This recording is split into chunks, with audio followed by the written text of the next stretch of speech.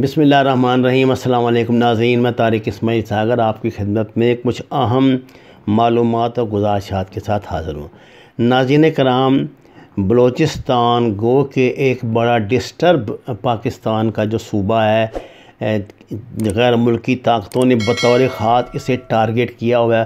ख़ास तौर से जब से हमने सी पैक का मंसूबा शुरू किया है तो सिर्फ बात इंडिया तक महदूद नहीं रही, इसमें और भी हमारे कुछ दोस्त भी शामिल हो गए हैं।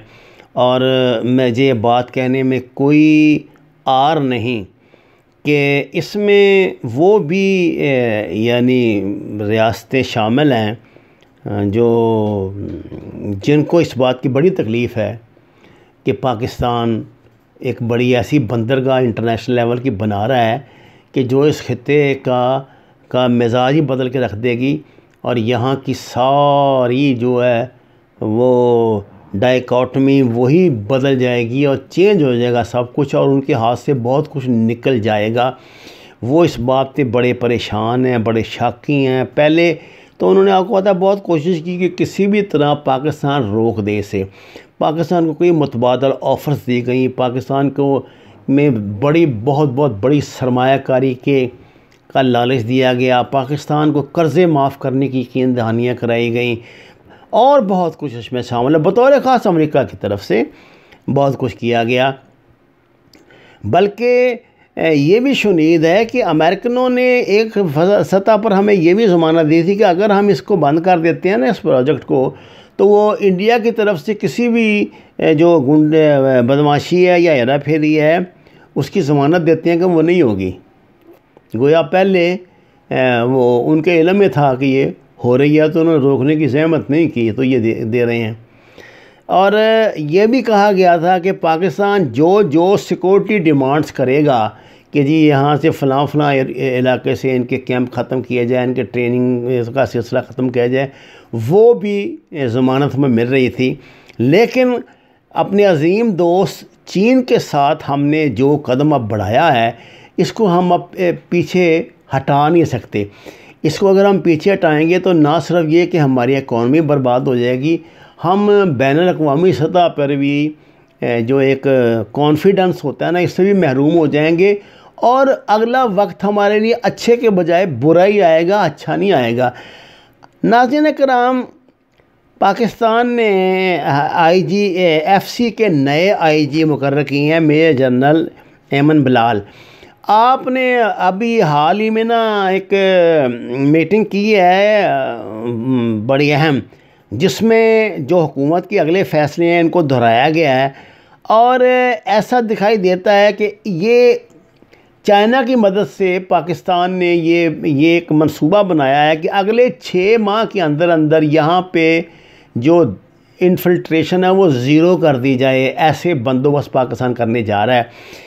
अगले महीने आपको पता है कि चाइनीज़ सदर पाकिस्तान में आ रहे हैं और 30% काम जो है CPC का, सी पैक का, ये अल्हम्दुलिल्लाह मुकम्मल हो चुका है। और अब इसको जिस दिन चाइनीज़ सदर पाकिस्तान आएंगे उस दिन ये जो हमारी ग्वादर वाली बंदरगाह है ये 100% ऑपरेशनल हो जाएगी इंशाल्लाह। और अब तक जो हमें ये गिला था ना, क्योंकि देखिए ना, बंदरगाह ऑपरेशनल होगी तो ही कोई सिलसिला शुरू होगा। अब हम उड़ीकते रहे, इंतज़ार करते रहे कि जी 100% हो।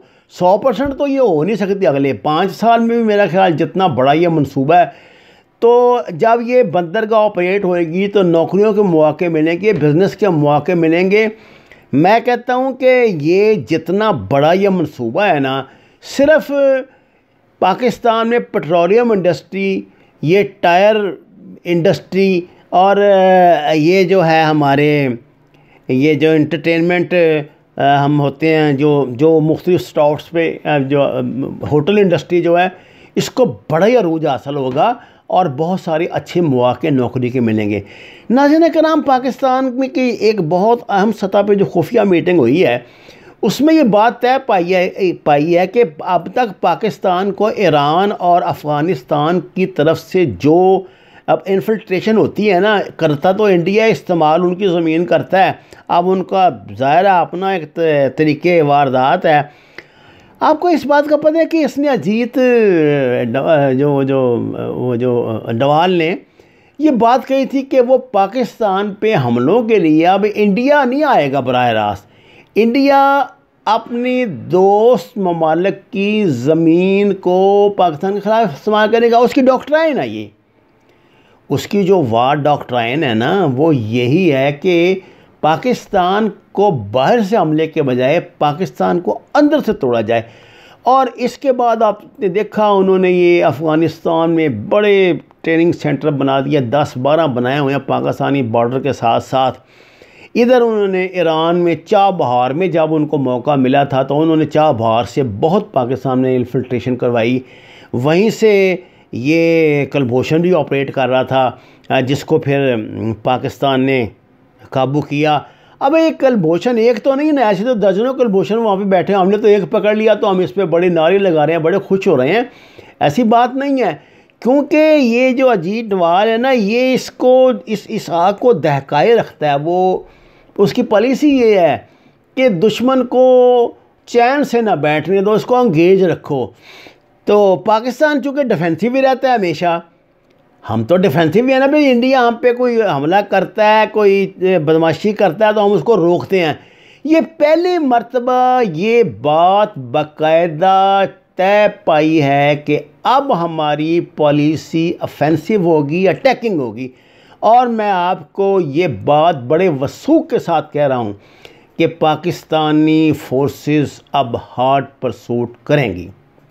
یعنی اگر جو ٹیررسٹ ہیں ان کے تعاقب میں انہیں گھسنا پڑا نا ایران میں اور افغانستان میں، تو وہ پاکستان یہ رسک بھی لے گا۔ یہ بڑا کیلکولیٹو رسک ہے جو پاکستان لینے جا رہا ہے، اس کے بغیر چارہ نہیں ہے۔ دیکھیے پاکستان اپنے علاقے میں جو کچھ بھی کر لے، وہ لوگ بھاگ کے ادھر چلے جاتے ہیں، وہاں ان کے پناہ گاہیں محفوظ موجود ہیں، ان کے سلیپنگ سیل وہاں موجود ہیں، وہ ایکٹیو ہوتے رہتے ہیں، اور وہ اگلے دن نئی تیاری کر کے آ جاتے ہیں یا ہفتے بعد آ جاتے ہیں، پھر سے نیا ایک کنجر خانہ شروع ہو جاتا ہے۔ تو اس مرتبہ پاکستان نے یہ فیصلہ کیا ہے کہ اس کو مکاؤ، ختم کرو۔ پاکستان اور چائنا کی سیکورٹی فورسز نے مل کر ایک 6 ماہ کا پلان بنایا ہے کہ ان 6 مہینوں میں یہاں پہ ہم انفلٹریشن 0% کر دیں گے۔